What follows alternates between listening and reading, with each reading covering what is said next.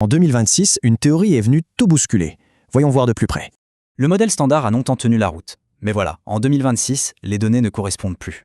Clairement, il y a un malaise. Des tensions majeures ont créé une vraie crise en cosmologie. Le modèle standard repose sur ces éléments invisibles. Mais et si le problème était ailleurs? C'est là qu'intervient une nouvelle idée, la théorie CCAV. L'espace-temps ne serait plus passif.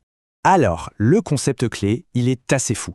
L'espace-temps lui-même aurait une mémoire. Imaginez une pâte qui garde la forme. C'est ça l'idée. Le passé influence le présent. Et ce qui est génial, c'est que la théorie n'ajoute qu'un seul nouveau paramètre, un seul. Alors, comment cette idée change tout? Eh bien, c'est simple. Plus besoin de matière ou d'énergie noire. D'abord, l'expansion accélérée. Elle découle naturellement de la théorie. Fini l'énergie noire. Ensuite, la matière noire. Ces effets s'expliqueraient aussi par cette fameuse mémoire de l'espace-temps. Du coup, la rotation bizarre des galaxies devient une conséquence logique de la théorie, plus un mystère. Ça résout aussi le casse-tête du télescope James Webb, ces galaxies si massives, si tôt dans l'univers.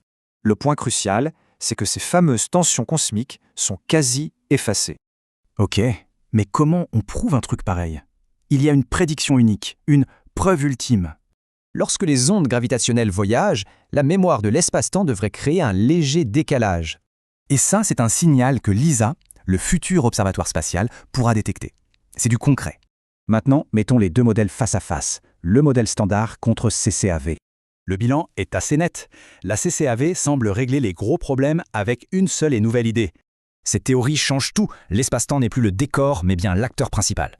Et si la solution, ce n'était pas ce qu'il y a dans l'espace-temps, mais l'espace-temps lui-même?